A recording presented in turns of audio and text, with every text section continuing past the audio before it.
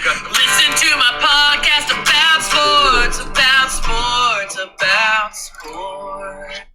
Howdy, Ags. Welcome to the Tailgate. I'm the coach with the delivery man, Corey. What's up, buddy? Castle. Hey, got it. Brought to you by Frida Homes, building Aggie dreams, custom home builders with over 15 years of experience in the Brazos Valley. If you're looking for someone that cares about you and the details you care about, contact Frida Homes. Visit them on Instagram at Frida.Homes or give Justin a call at 979-450-4466. When you call, just remember, everyone loves their Frida Homes. Folks, don't forget to email us at agstailgate@gmail.com. YouTube, subscribe. Instagram, Facebook, Twitter, from Spotify, etc. We're going to talk a little Maroon and White game today. There you go. Obviously, got in on the field this past weekend. Yeah. We're going to really break this one down pretty good, Corey. But I want to just a quick hit on baseball before we get started. Look, they've won 3 straight SEC series. That's a good place to be. They're 22-14 overall, 7-8 in conference. Still need to work back from sort of a little bit of a slow start in conference there. 3 huge series coming up. Kentucky. At number 13, Kentucky. At number 5, Arkansas. And home against number 3, Florida. Big couple of weekends coming up. Right. We'll find out a lot about this team. And guys, you know he's my boy. Brett Minnick has just been excellent since he came back from the injury. They're going to need him to be huge. Right. Laviolette needs to continue to do what he's been doing. He leads the team in home runs. He's a freshman, right? Yeah. And guys like Jack Moss, Hunter Haas, Warner. Targat. Warner. Yeah. They need to do what they're doing. But most importantly, I think the pitching staff needs to start showing up. Detmer needs to be great as the Friday night starter. Nobody stepped up as a starter otherwise at all. Out of the bullpen, Ashton Beck has been great. Rudis has been really good. But then there's a bunch of other guys that have just been here and there, right? And sometimes they show up, sometimes they don't. They need Cortez. Stewart, who hasn't had started to get some innings in there. Yeah. Lamb, Kentucky, guys like that to come in and get some good innings. So the pitching staff's going to have to pick it up. But this team, a lot like it did last year, is probably going to depend on the bats, right? Oh. Well, they did 2 9-run innings against Missouri last weekend. It was something to watch. It was impressive. That helps. Yeah, it's hard to beat that. So we're looking forward to the next couple of weeks with that team. Obviously, for them, they just gotta keep winning series, right? Keep winning series. Yeah. Because if you do that, you get yourself into the regionals, and then you go from there. They got a big game tonight, Prairie View. Prairie View, big game. Don't lose that one. Mm-mm. All right, so let's move over to football. We're gonna spend the rest of the show here today on football. We've been away from this for a couple of weeks, just kind of watching the spring practice stuff and what was going on. We finally got the Maroon and White game in here, starting to see some things. Interesting weekend when it comes to football. A couple of things, transfer portal wise. Bobby Taylor enters the transfer portal. Everybody's probably pretty aware with that.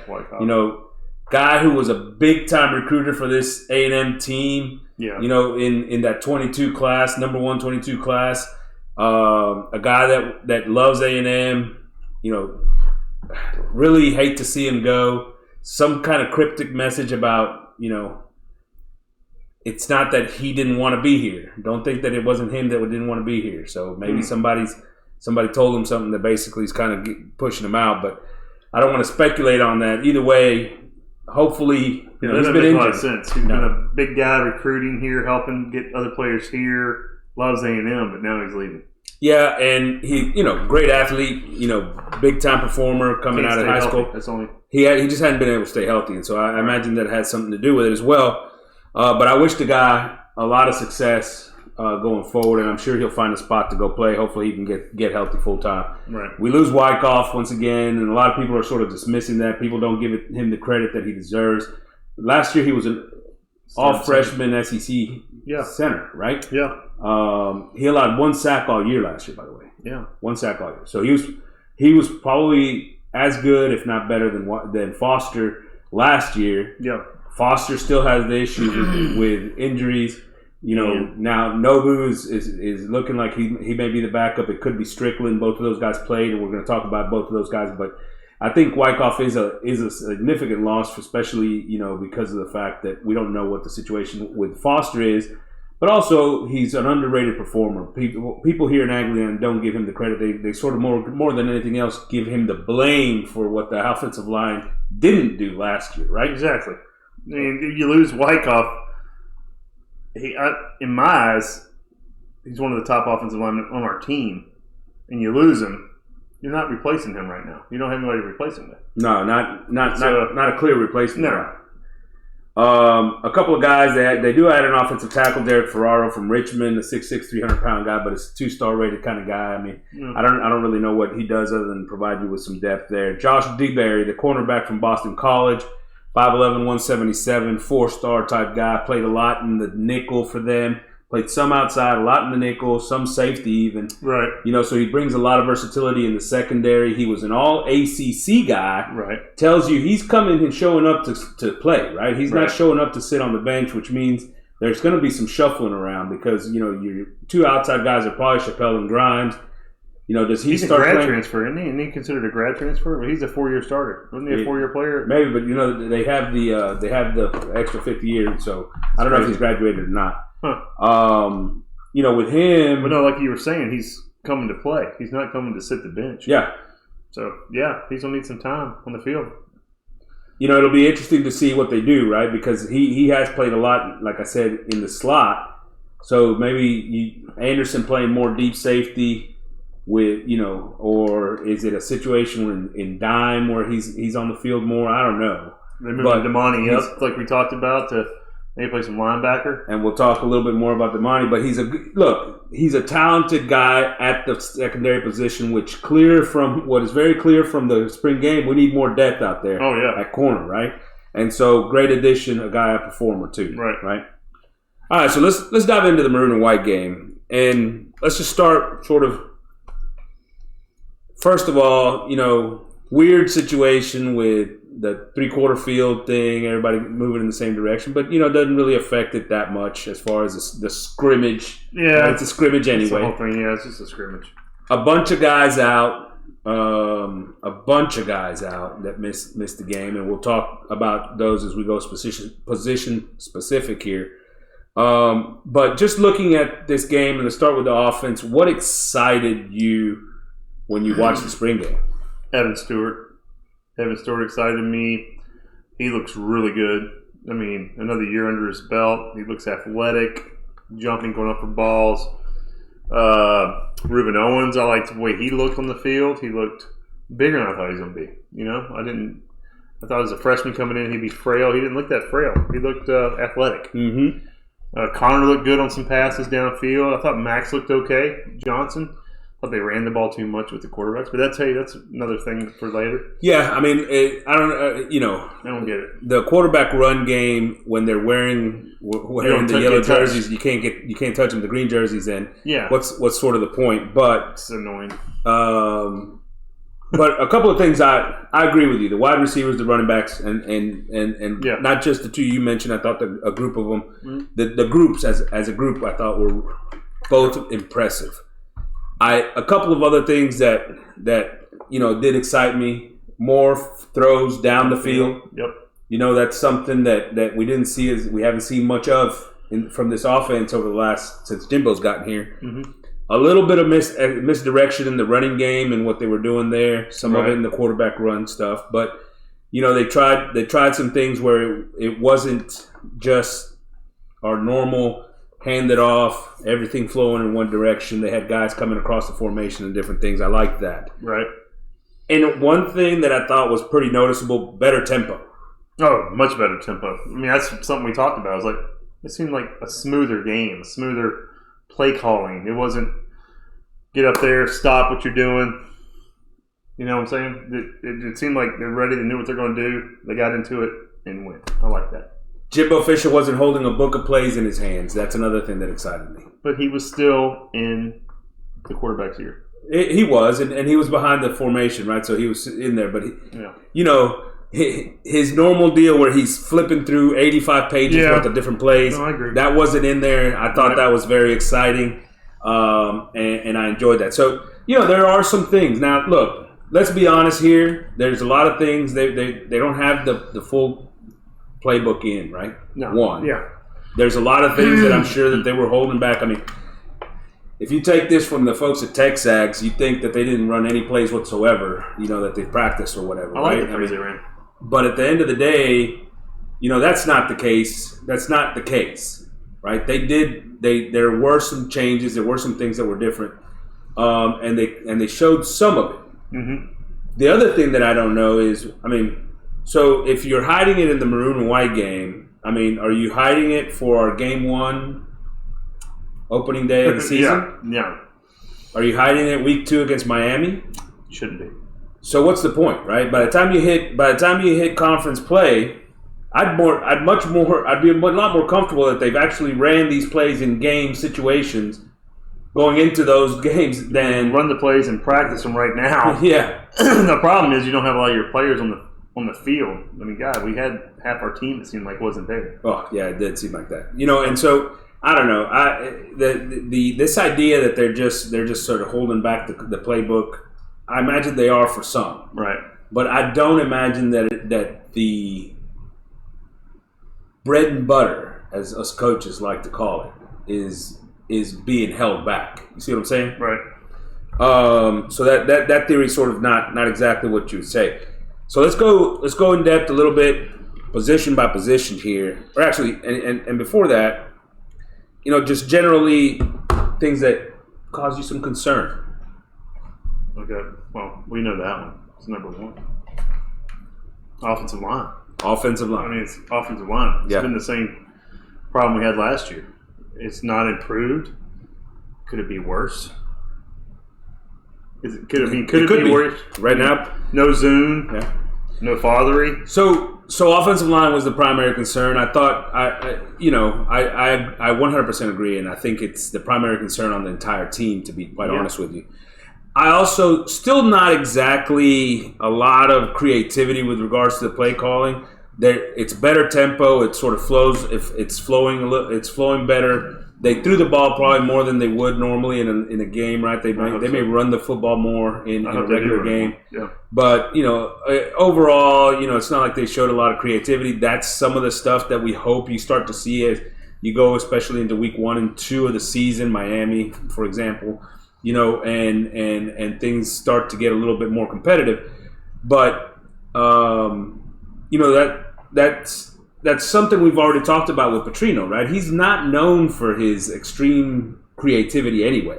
Right. He's hey, let's line this thing up, and we're going to sort of do some things, but we're going to do it with a little bit more tempo and based off of pre-snap reads, and you're going to make decisions quickly, right? So, which are all good things compared to the system we were running under Jimbo that was slow, right? Where the quarterback had to do too much in-play thinking, the wide receivers had to do too much in-play thinking, and just too many first quarter timeouts. Way too many first quarter timeouts. So all those things are going to be better, I think, but there's still some things that are a little concerning, right? Especially the O-line. So let's go position by position here, and you mentioned the wide receivers, and you specifically mentioned Stewart. I was impressed with Stewart. I was impressed with his ability to catch the football. Right. The guy made some incredible catches on the sideline, and with a guy all over him. Mm-hmm. That is something that you want to see. Right. And that we haven't necessarily seen. We saw it some by Moose in the LSU game, some by him in the LSU game maybe last year. But that's about the only time we've seen it. Go ahead. Listen. So he was excited. Yes. Right? Thomas, who everybody's been absolutely all over this spring, we only saw for the one series because he got hurt. Yeah, right? he got dinged up. That's what they called it. I'm going to tell you this. I went back and watched him and his routes and everything else that he was doing. I'm impressed. I like it. I'm impressed. I think he's going to have a huge impact on this offense. And, he's a little bit big. He's bigger than the rest of our guys. He's also a little bit more physical. You go back and watch, and I encourage you guys, Aggie fans, go back and watch those routes. Mm-hmm. He is creating great separation because of his stems, because of the way he's running those routes and the things, and his physicality, man. Right. I was impressed with what I saw from him, even though, he like I said, he was only in there for a series. That first series, there was a throw from Haynes King as he comes and rolls out in the end zone, and Thomas actually got open. Is that the one where he got hit by Anderson? No. This was before that. I got you. He on an out as Connor is rolling out. As Connor's rolling out. Yeah. And Connor missed him, right? But the dude, his route was great and got open. If Connor hits him, touchdown, right? Touchdown. I was impressed with what he did, and then obviously right after that he had he probably should have caught the one that he got dinged up on. Yeah. But I am impressed by Anderson. Got him pretty good. Yeah, Anderson's a beast. and look, and McCall did a pretty good job in that one too, getting his hand. Look, and so those two guys, I think stood out. I think Anias is still kind of making his way back. I didn't see a lot of Anias. He had a couple field, but he had a couple of drops. I think that balls that or at least balls he could have caught, done a better job of trying to catch, right? But I think part of that is he's been away from the game for a year, right? So it's. He's still got to get going. Preston, I thought was good. Cantrell? What's Cottrell. The two freshmen, Tease and Cottrell, I thought looked phenomenal. Absolutely phenomenal. Now, a little deceptive because they're playing against guys in the secondary that aren't D1 football players. Right. Those guys, they're on a D1 football team. Right. But they're never going to see the field. Right. Ever. I got you. You know what I mean? Yeah. So it's a little deceptive, but they look good. T specifically was constantly open. And then he had the big touchdown catch. You can tell he's got some speed about him. He can get open. I liked him. Cottrell a little bit more physical, but he'd had some nice plays as well. I overall was just very pleased with that receiver group.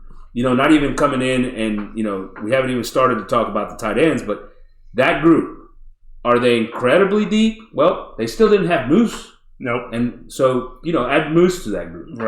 Right? Who else? It ain't incredibly deep. And Anias is still dinged up. He's not 100%. You're going a very easy 2 deep on that, right? If you're talking about a 3 wide. 3 wide. Yeah. Oh, yeah. So you got 6 solid receivers. Yeah. Like 7. That. 7, okay. I'll go 7. Yeah, 7 solid guys. Yeah, I'll take 7. Apparently they're still looking. They've brought in the guy from USC. They're bringing him in. I think it's going to be hard to add a receiver that actually is that's a big time receiver because when where's he going to play? And he's going to see the talent on the field. And he's going to say, "Well, I don't fit in here. I don't fit, right? Yeah. They don't have enough reps for me." Yeah, and hopefully Petrino's better about getting receivers in and out than Jimbo ever was, right? Because that never happened in the past. It's true, but. Maybe that allows these guys to come in and say, "Hey, look, we can play here," right? Because they're going to get a lot of different reps, a lot of different guys. So we'll see. We've been asking for years. Like Moose went on the field the first half of the season last year till Anias got hurt. I can't figure that Preston never got on the field. Moose isn't going to be on the field. That dude's are probably the best catcher of balls of anyone on that field. Period. Yeah, he's great. What's next? So. I'd say the wide receiver group we give a pretty high grade to. I'd say A. Right? Yeah. Wide receivers look good. I'd say A. Feel pretty good. So the other one I mentioned, you mentioned running back. Yeah. Running back. So I said Owens in particular. Owens specifically. Yeah. I'll tell you what, I think this is a running back by committee all season long. And I was impressed with all 4 running backs. Everybody's going to go 3 with Daniels, Moss, and Owens. Right. Who are you saying? Crownover, who played fullback and then got some carries late. Yeah. I think he's a big part of this. One, because of his role as the fullback. So you think we're going to play a fullback a lot this year? I didn't say a lot, but he's going to play that role when we do. Gotcha. And so I think he's big there. Some of the goal line stuff maybe and stuff like that. Right. Short yardage. Who's our short yardage back right now? Daniels? Moss? Probably Moss. mean, I'm telling you, I'm just impressed with Owens. I wouldn't be surprised if he takes more carries. You think second half of the season? Maybe. I think Owens. He very well could. And here's the other thing about Crownover. He's also a big power back, right? So you can give him the ball, and he's good enough.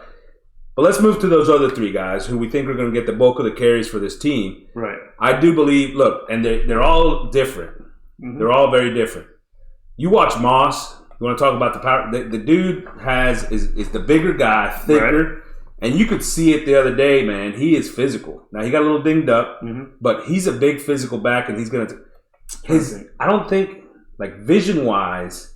He's not as good as the other two, right? Right. Shiftiness, he's not as good as those other two guys. But he is the power back, I think, out of the three.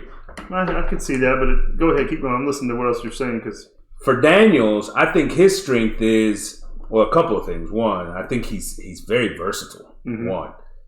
But that dude to me may have the best vision just because he's been on campus a little longer, gotcha. Right? He sees it. Even that touchdown run, right? It wasn't just like a clean hole and off, and he had to find the hole, follow the block, and then he broke it out, right? Right.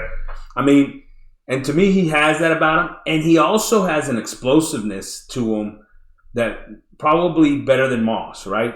He's almost a big play threat in that sense. Okay. And the experience factor, right? So you can use him in the passing game more. Mm-hmm. You can use him as a blocker more. He had a very nice block and protection during the game, as a matter of fact. So he brings all those different aspects to it. But now let's talk about Owens. That's the one because he's been on campus for 2 months, right? Or 3 months. Yeah, I mean, right? Yeah.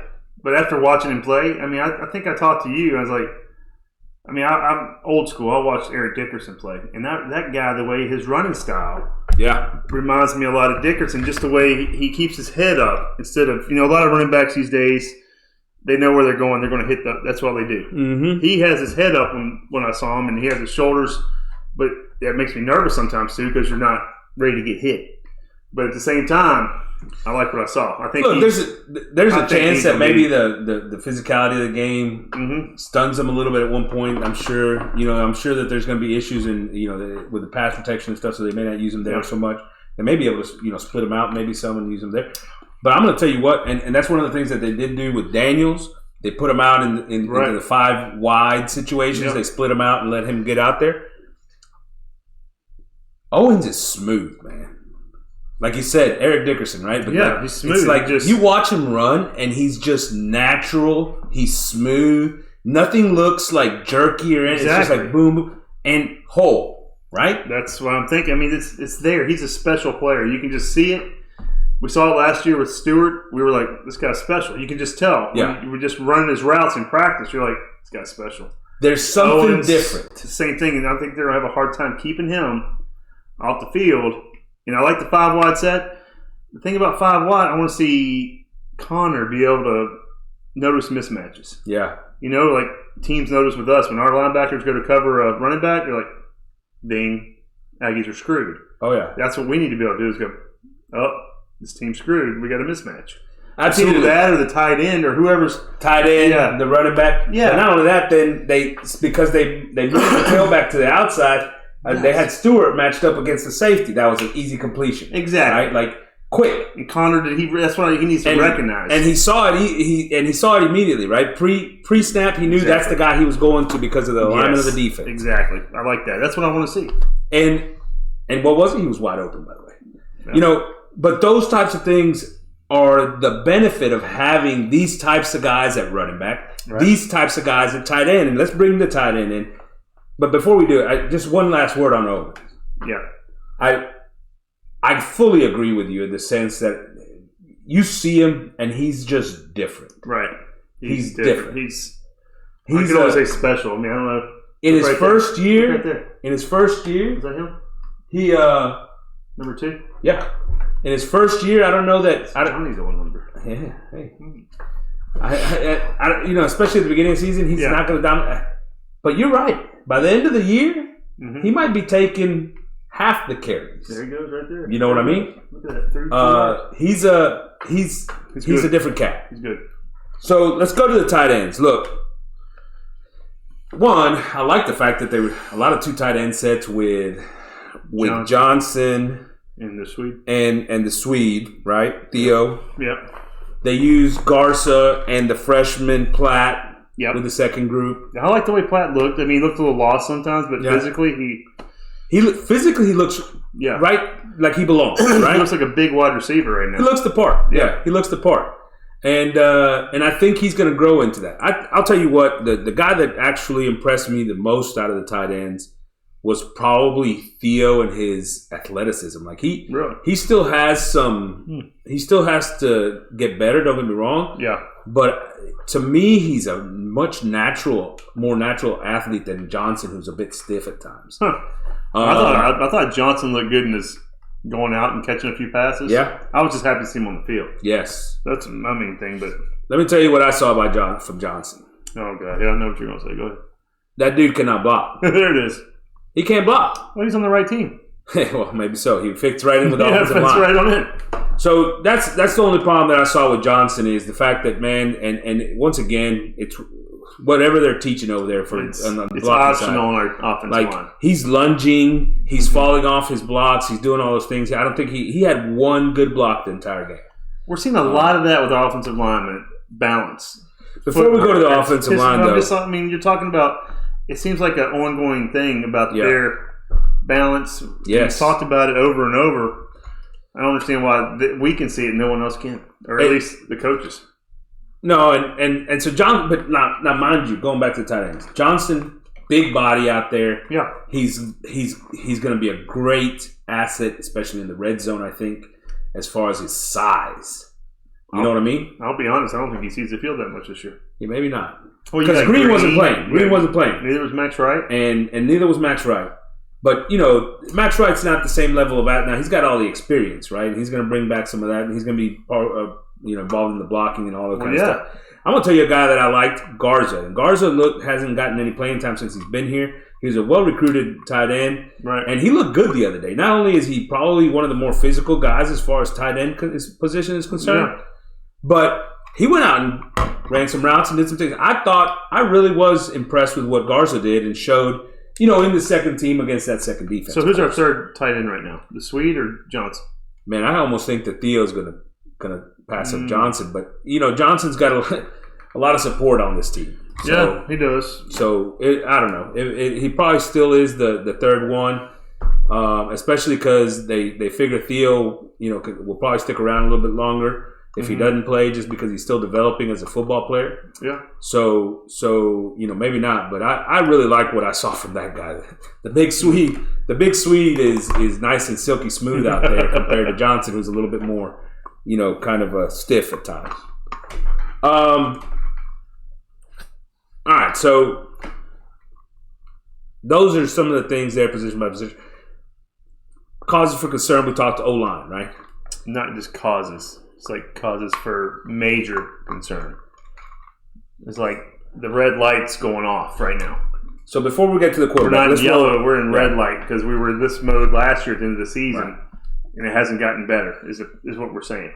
So let's go to the O-line. 100%. Before we go to quarterback, let's go to O-line. But you got to remember, how many starters were not? 3 guys out. Zune, Foster, Father, all out. Right. You would hope all 3 of those guys are an improvement over the guys that were out on the field. They got to be. Right?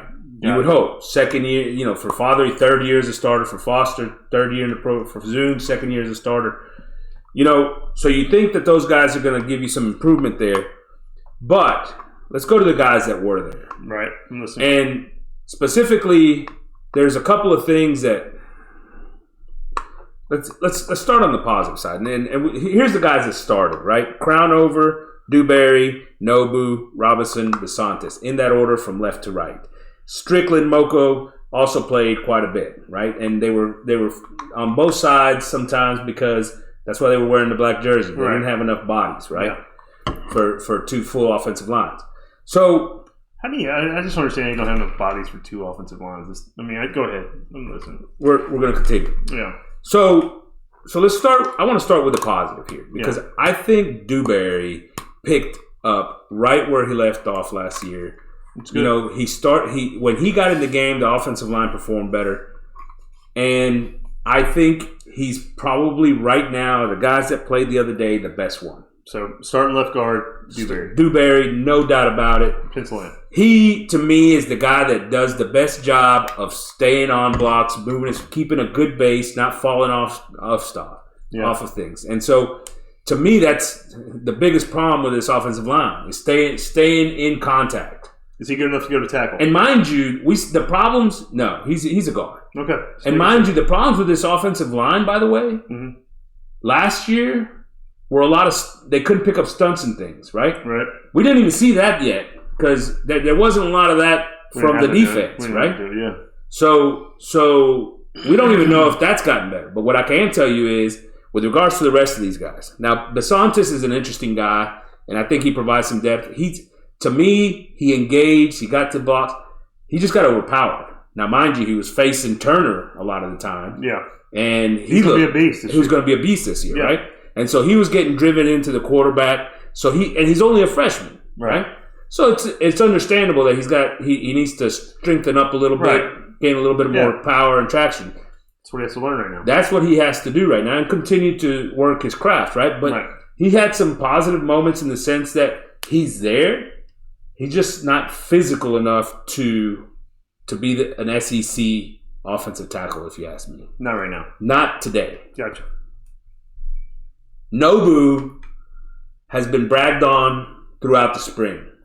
Jimbo, the media, your boys at Texags, Billy Lucci loves Nobu, right? What He started at center with the first group. He played a lot of left tackle with the second group, by the way. Yeah. So and some right tackle. So he's got some versatility to his game.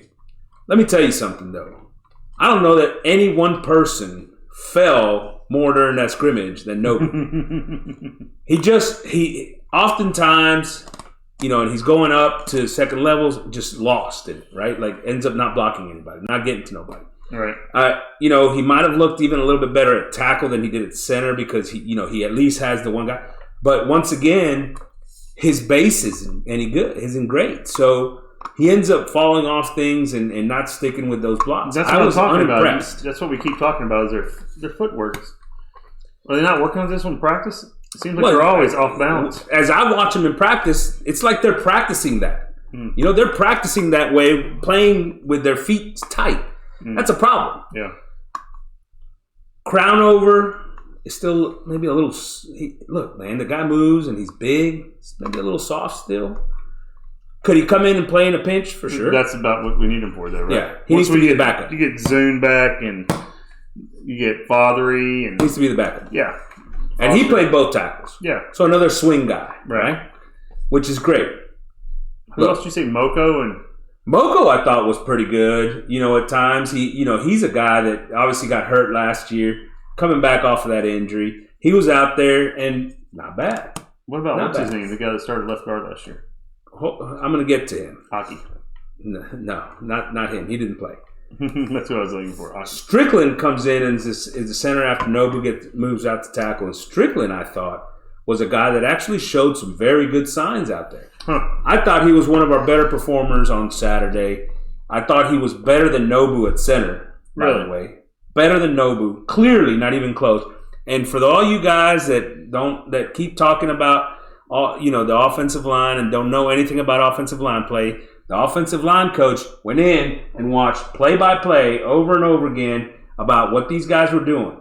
Go look at it. Go look at it. Offensive line focused. And I'm going to tell you right now, Strickland was better than Nobu, and it's not even close. Really? At center. So he's a guy to me that did some positive things. This is my biggest concern. Robinson might have been the worst offensive lineman of the group. He's supposed to be your leader. First round draft pick from last year, going into last year. There's a reason that he went from being projected first round in this draft that's coming up in a week or whatever to being undrafted basically by the end of the season. Yeah. His performance was horrendous. Well, they're talking about, he was hurt and blah, blah, blah. Well, he's not hurt anymore. He was still just as bad the other day in the Maroon and White game. That's not good. I mean, I don't think there was one time he stayed on his block for longer than a second. I mean, it's just ridiculous. It's like his effort isn't there. I'm sorry. Robinson can't play for me. Right. And he's going to be your starting right guard because, they think he's All-American and all this shit. Problem. That's all I'm saying. Gotcha. Problem. And all this without evaluating this offense against a defense that's going to do a bunch of stunting. Well, we learned last year that's all you got to do against us. Seriously, I mean, you don't have to have the most talented defensive line to do a stunt and to get us off balance and get around them. And Jimbo still wants to tell us that Adazio's a good coach. Well, now he can't say it's his first year with the program and he couldn't have enough time to coach him up and all whatever. That excuse is out the door, right? Oh, you think? That excuse is out the door. You think it is, but I don't think it is. No. I don't think it is. I wouldn't be surprised if by midway through the season, Adazio gets fired as the offensive line coach. By who? No, that's a good point. The guy that's saying they're doing a great job. I mean, he just said on the radio, everybody looks great. Everybody's doing great. Pass protection, they struggled. Run blocking in the zone game, struggled. I thought they looked better running the ball. In the gap game, so with the GT and the power play, they look better. Yeah. Down blocking, pulling the guy around. They had some moments where they looked like a good offensive line right there. That's what I don't understand. Why not run the plays that you're good at? Yeah. You see what I'm saying? Oh, yeah. That should be a bigger part of your run game. As opposed to all stretch all the time. Or all zone all the time. I mean, it's rocket science, right? It is. It's rocket science. Play to your weaknesses. That's what we're good at. Can't pass block. Let's throw the ball every all right, everybody wants to talk quarterback, Corey. Everybody wants to hear about the quarterbacks. The quarterbacks are amazing. I watched the first half. If you don't have a quarterback, you can't win, Corey. No, if you don't have an offensive line, you can't win. That's right. Because by the way, quarterback in. Bennett was a walk-on. Let me just tell you that. He's won 2 in a row. Yeah. And I'll tell you what, if you put Bennett behind that offensive line right now, would he be would he win 2 national championships behind that offensive line? No. Bryce Young, by the way, is going to be drafted number 1. Yeah. He didn't even make the playoffs last year because his offensive line sucked, among other things. Yeah. So was his offensive line as bad as our offensive line? I don't think so. No. No. So I guess my point is, everybody always wants to talk quarterback and say, hey, you need a quarterback to win it. Yeah. You need the right pieces around that quarterback, and an offensive line is the starting point, right? Exactly. At least start in the trenches and you work your way out. Offensive, even if they're just decent. Yes. Right. Yes. They can't be as bad as we have been. They need to be coachable, and you got to be able to coach. Yeah, and coached. And so, wait, Connor. Connor. I thought he 17 of 40 for 243 yards, a touchdown, and an interception. I didn't know his stats were that bad. Yeah. I didn't know they were 17 of 40. Yeah. What's say it again? 2 what? 17 of 40, 243, and a touchdown, and an interception.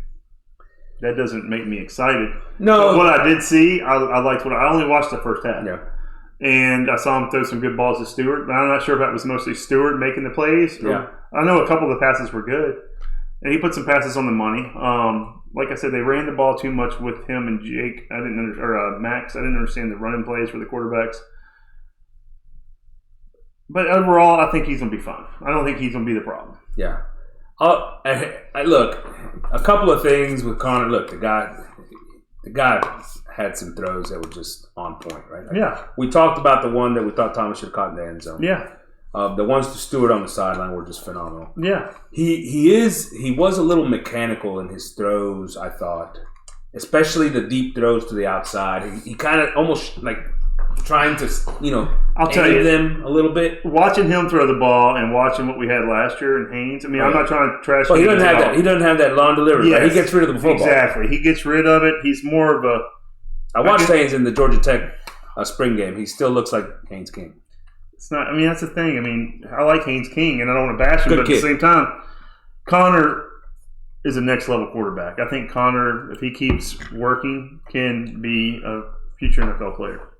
To me, he was pressing a little bit in the sense that he tried to thread some throws in there that he didn't need to, right? So he missed a couple of open guys and instead tried to just thread a ball in somewhere that was probably a little dangerous, and one of them got Thomas hit, by the way, right? Yeah.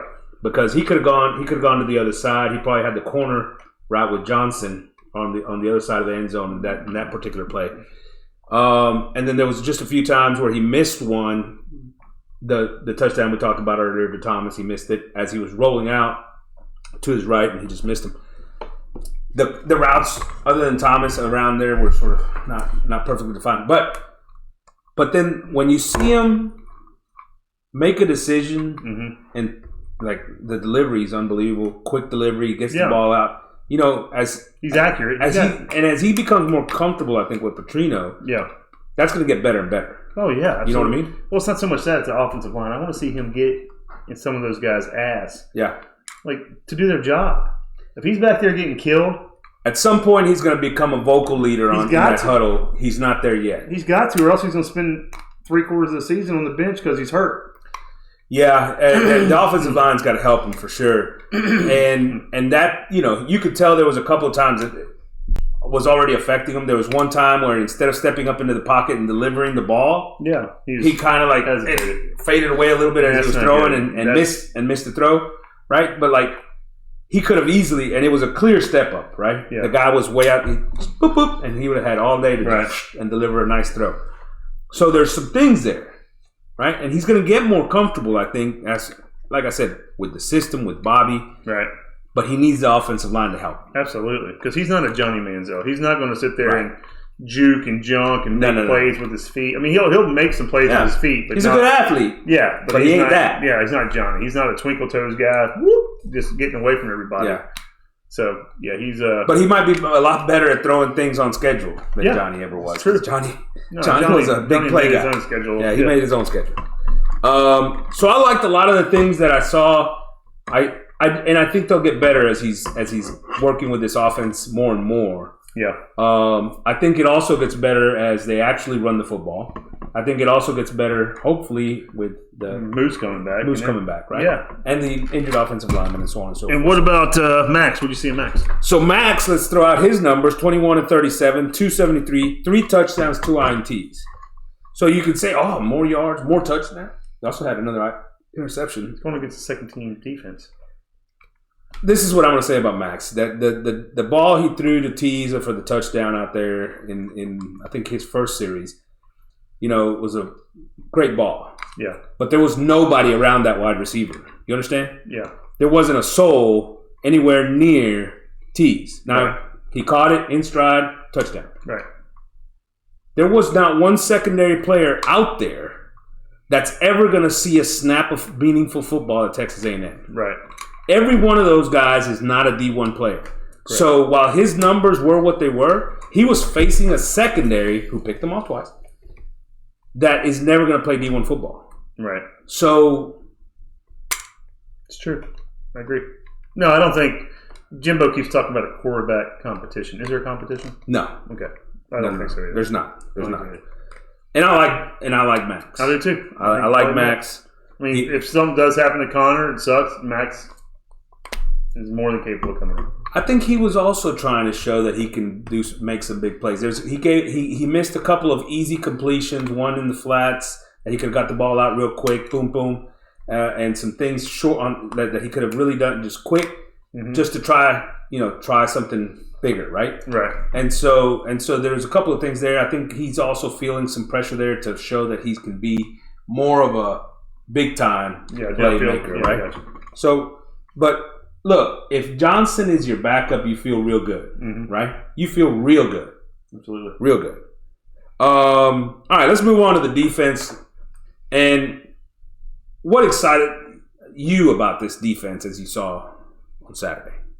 I guess the younger guys maturing, like I talked about earlier on earlier podcasts, like Nolan getting bigger, stronger, more aggressive, filling out to be the best player in the nation. Maybe the number 1 overall pick in not next year, but maybe the year after that. Same thing with Stewart, Turner, you name them. Those guys, but it's mainly defensive line.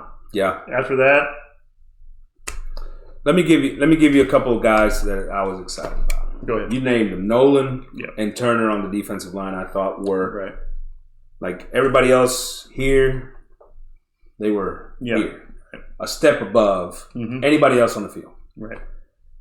I thought Anderson looked absolutely phenomenal. There you go. Like that dude is a playmaker. Antonio I'm not Johnson worried too, huh? about Antonio Johnson being gone. There you go. I like that. Let me just put that out there. And we had mentioned that previously. Yes. Yeah. And I love Antonio. You know how much I think like he, even though ESPN has him as a third round draft pick, Third round draft pick. What?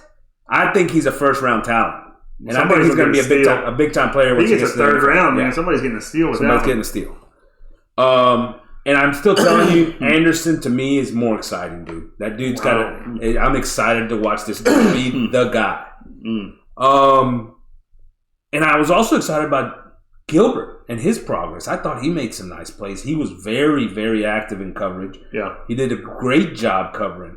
So some of those guys, a couple of the other young guys, the ends, Diggs and Scylla. Right. I was impressed with both of those guys, right? Yeah. I thought they did a good job.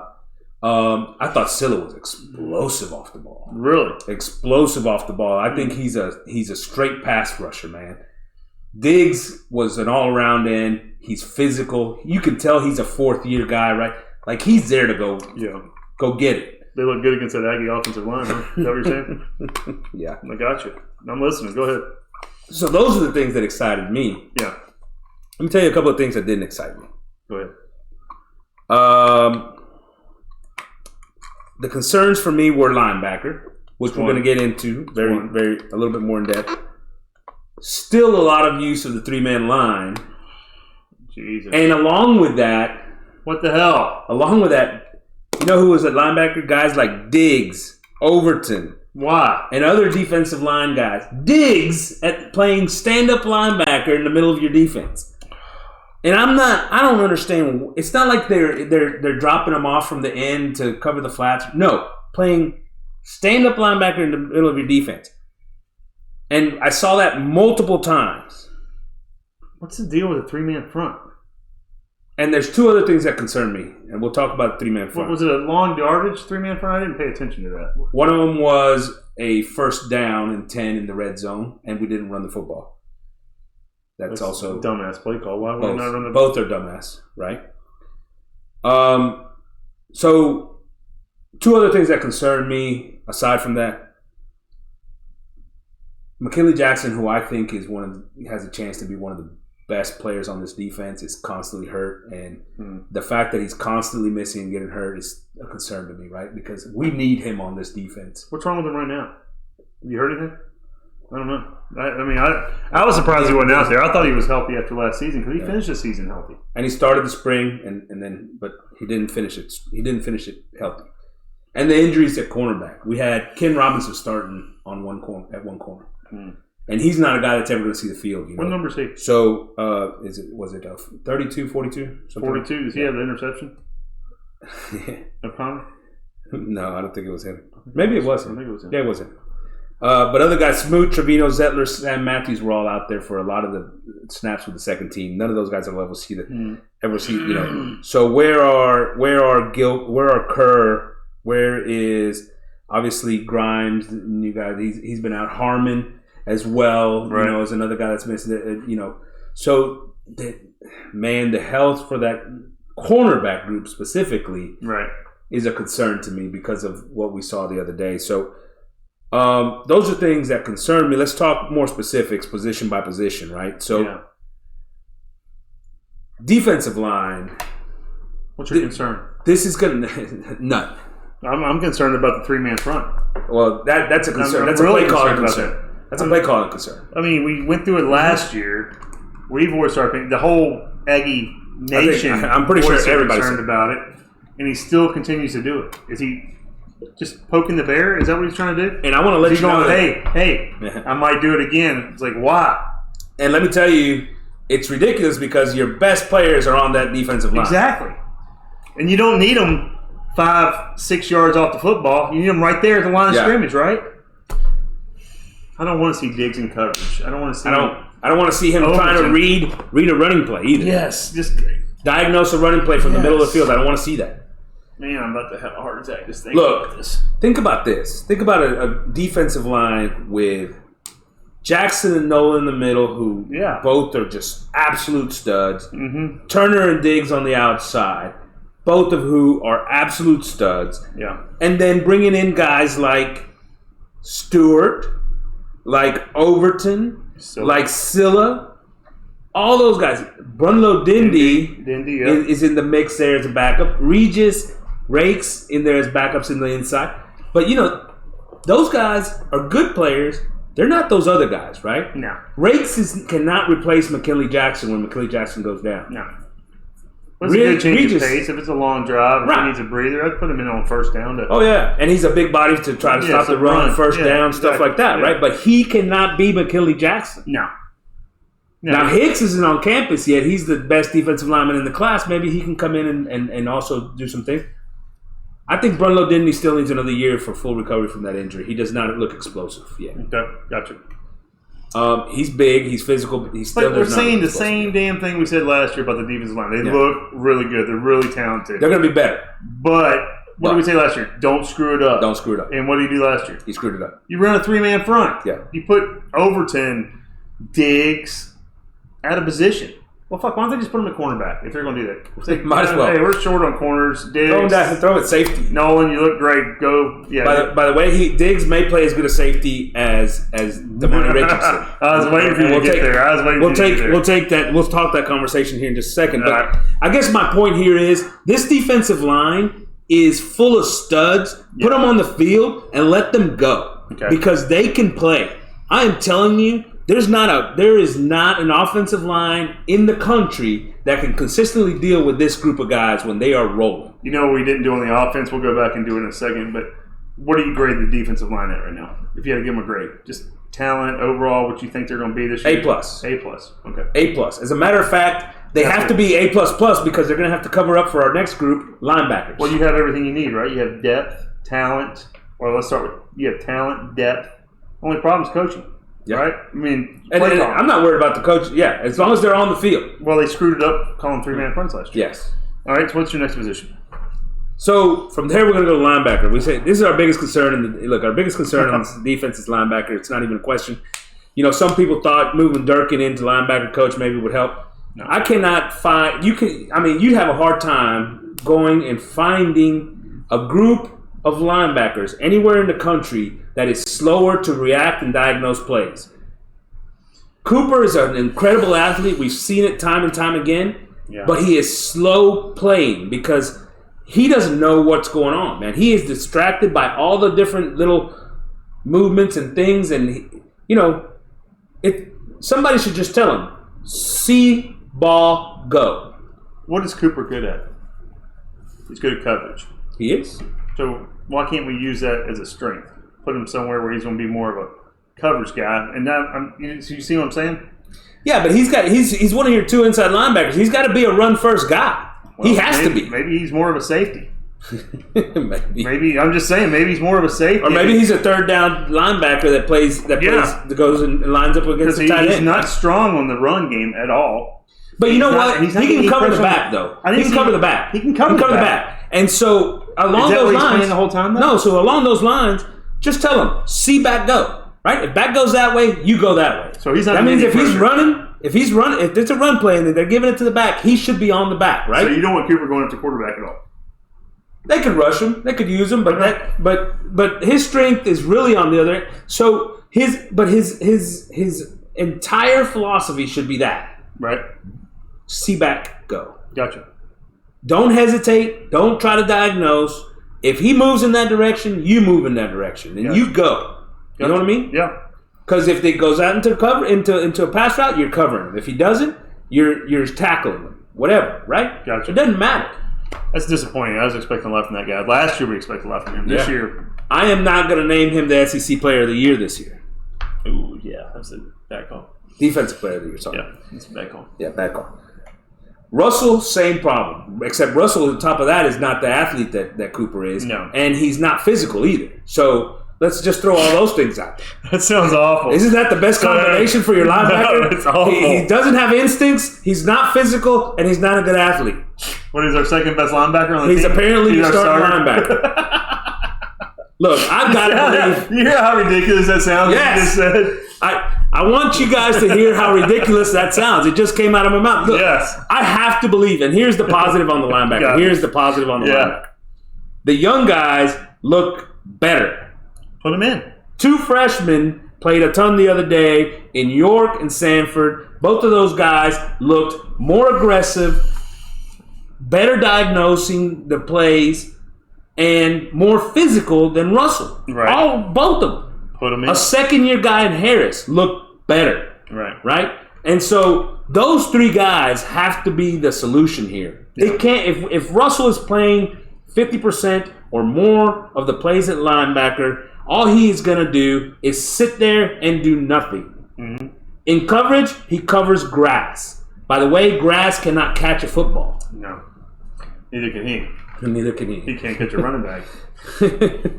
So look, That's not good. linebacker position is problematic, but something, because of the fact that I've seen Cooper do it, Yeah. something tells me it's the coach. That whoever's coaching the linebackers The last year talent's was a there. problem. The problem, Cooper has a talent. He can cover guys. That tells me he has skill to cover somebody. You're right. I'm concerned that the longer these young guys are here, the worse they're going to get at diagnosing plays because of Durkin. So what's your grade on linebackers? F? Can I Plus? give him an Is F? it F Nah, plus? I'm going to give F him minus? I'm going to give him a C minus because I think the young guys are actually pretty talented. Okay. C minus it is. All right. I think Cooper's talented for that matter. I think he is too. I don't think Russell's talented. I don't know if I I made thought that White clear. was talented and he left in the transfer portal, but But how is it that White got worse under Durkin? he didn't even play that much. Yeah. See what I'm saying? Yeah. I mean, that's my problem. Russell was playing more than White was last year, I think. You can go watch those guys and look, it isn't, we used to teach our linebackers. This is your read, right? And if you're standing still, you're wrong. Mm-hmm. The very second the ball snapped, you should be shuffle as you read and go, right? You should be instantaneous. You know what I mean? Yeah, I got you. You don't see that with our guys. There's no go.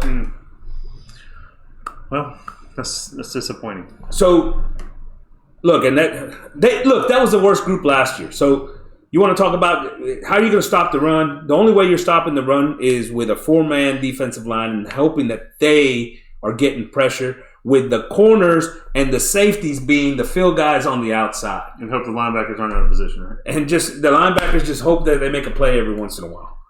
Because they have to cover up for them, man. They do. It sucks. Our defensive line is good enough to do that, by the way. As long as you got enough of them out. That's asking a lot. That is asking a lot. All right, so let's move to the secondary because I think this is another area. It's concerning because of all the injuries, right? But, look, Chappelle is needed. Yeah. He's our best cornerback. Best quarterback, hands down. Yeah. No questions asked. All SEC right now, first team. Gotcha. We expect that Grimes is going to be your other outside guy, but we need some other guys in the mix, right? So you need Harmon to get healthy. Yeah. Right? You need the freshman Thomas to be healthy out there. The other 2 freshmen, Rogers and Brooks, are going to have to be part of the mix in there. What about the other transfer? The transfer DeBerry. No, that's going to be huge. What about the McCall? Actually, McCall looked good the other day. Yeah. He actually played on Saturday, and he looked good. I thought he did a pretty good job of coverage. There was a couple times Thomas beat him, but I thought it was more about Thomas than McCall. There's a couple of times that I think on one of those plays down the field to Stewart, he caught the ball, but I thought that was more about Stewart making a great play than McCall not being in coverage. Did Bobby Taylor play in the game, or was he already hurt? Yeah, he was out. He wasn't even playing. I was just wondering about the transfer. I didn't know if he played. Wow. Okay. But that's what I guess I'm getting at is like the one outside corner that played McCall that will play during the year also. He looked good. Yeah. We need those other guys though. So the addition of DeBerry, by the way, huge because of that. Right. I think. Well, we need depth because there's talent there, right?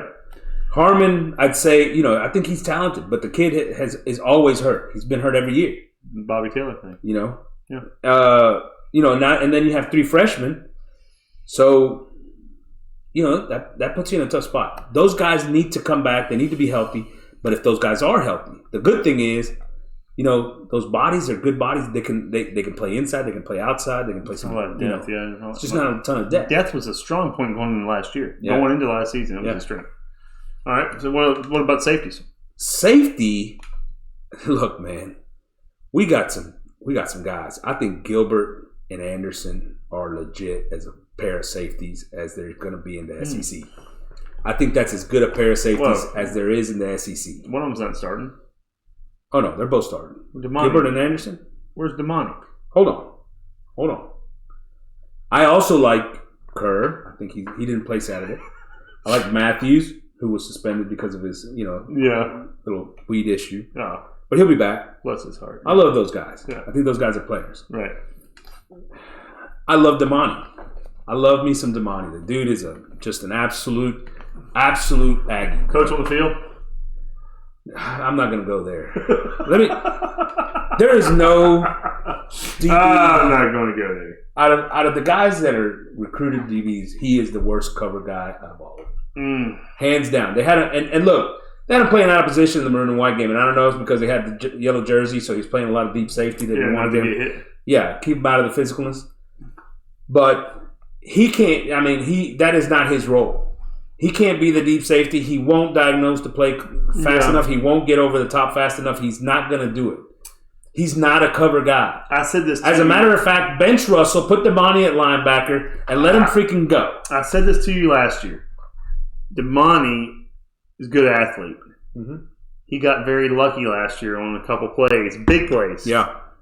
He plays out of position all the time. He gets beat. He doesn't read the play well. We talked about this last year. But yet, everybody, Damani's coming back. I'm glad he came back. Glad he came back. Because I don't think he's an NFL player right now. I don't think he has an NFL body.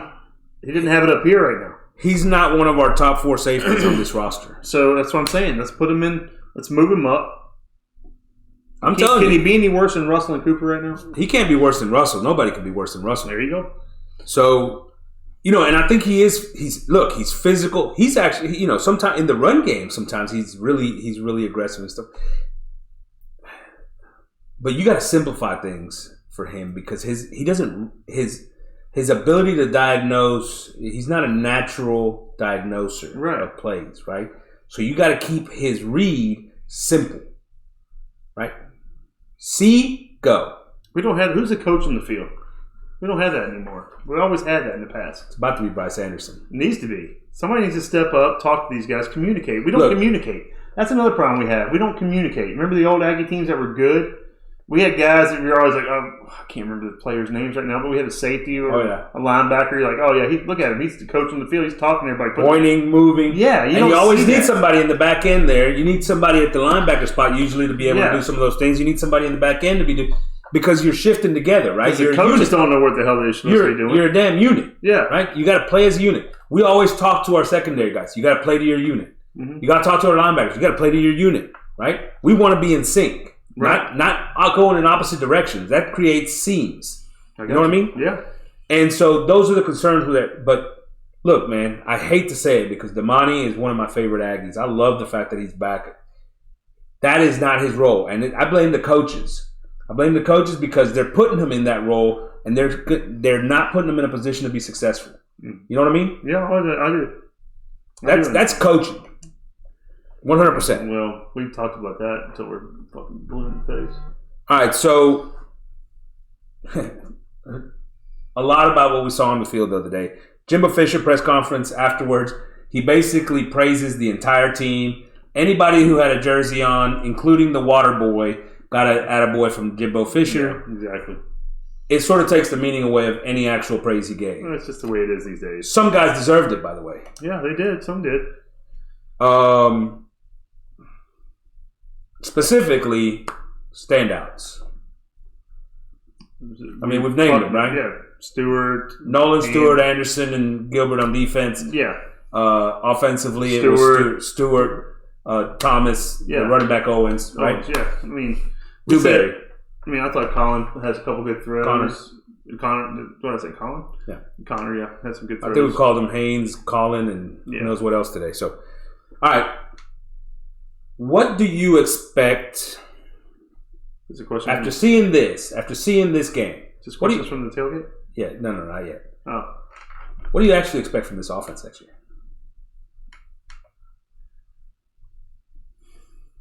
Not much of that offensive line is going to be like it is. Honestly, that's Yeah. I expect more disappointment, more disappointed fans. I expect people to see us more at a 6-6 team than a 9-3, 10-2 team. If our offensive line can't get fixed, we have the talent at quarterback, running back, wide receivers. But if you don't have time to get these playmakers or get them open, Look, I think we're better than last year's offense, but that's like saying that you're gonna.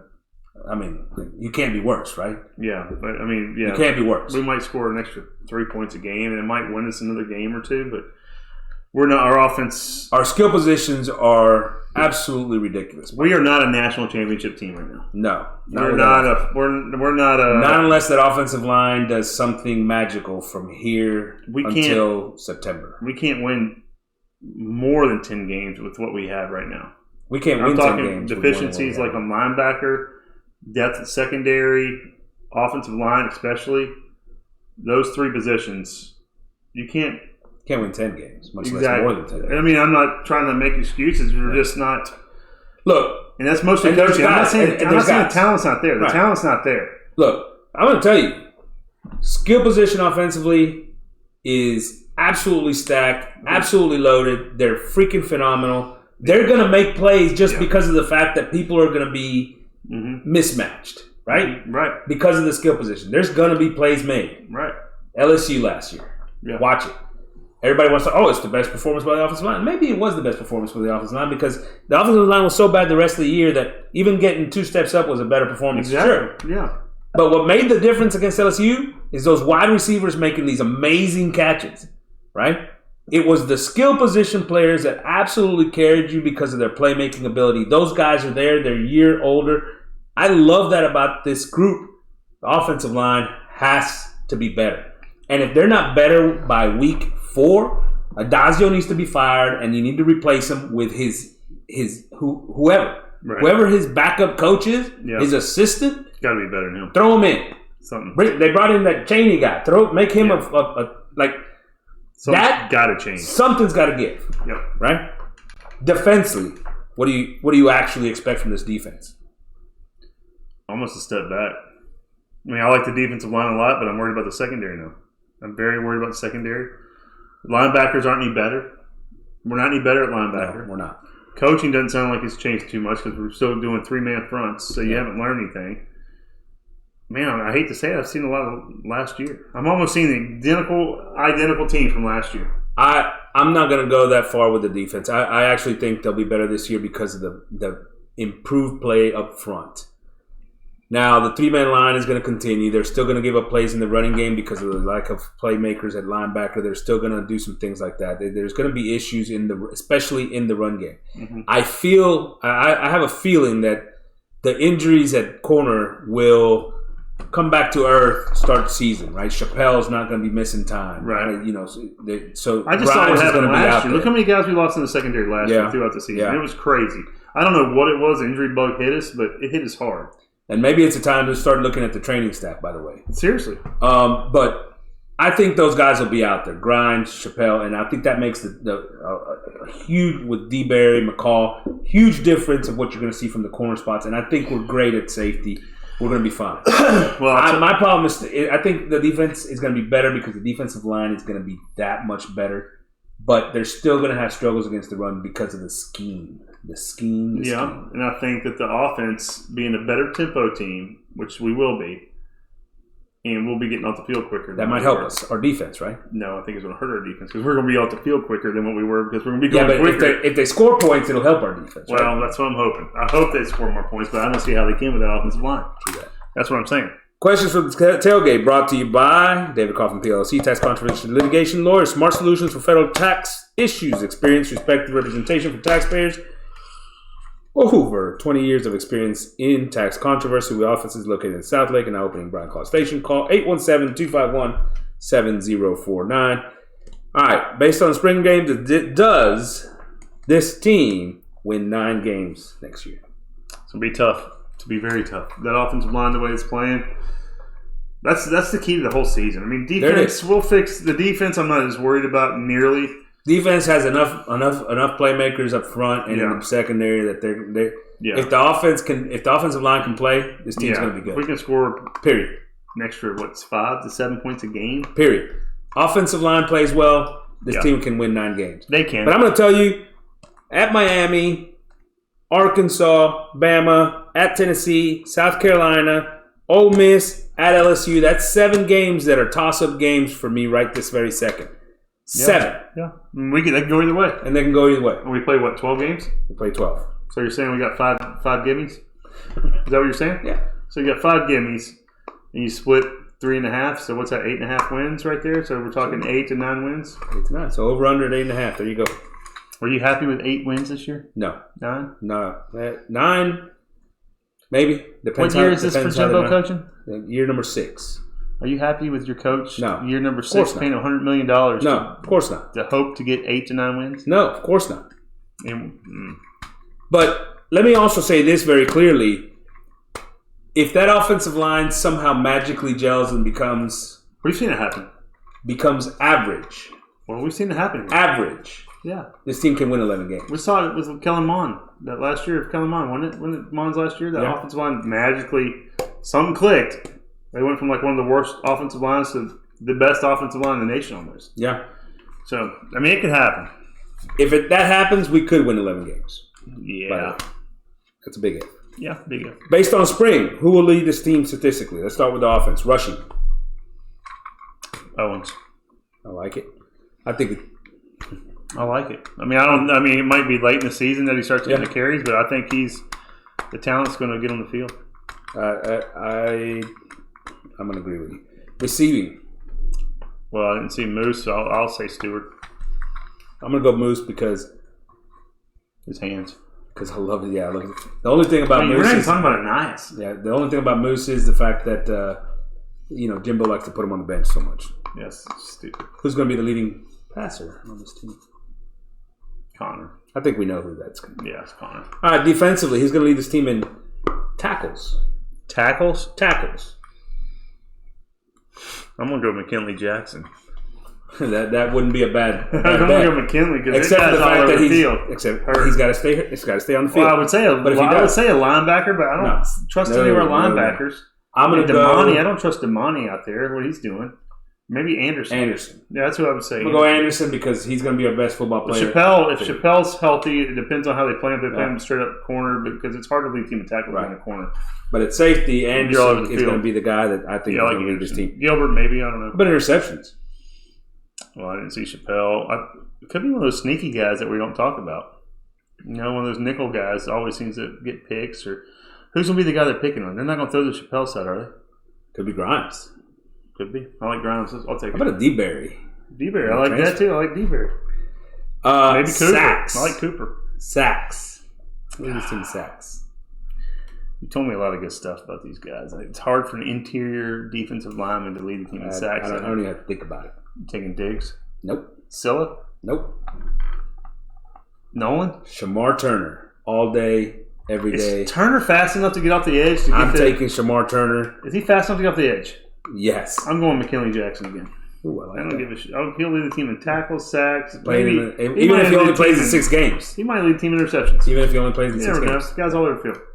Might be defensive player of the year. Shamar Turner, brother. Watch it. That dude's going to be a dominant force out there this year. Malik Silla is my number 2, by the way. He's going to be second in sacks on this team. Oh, God. Don't make any guarantees this year. Aggies, AP, C-Money, out from the tailgate. Okay.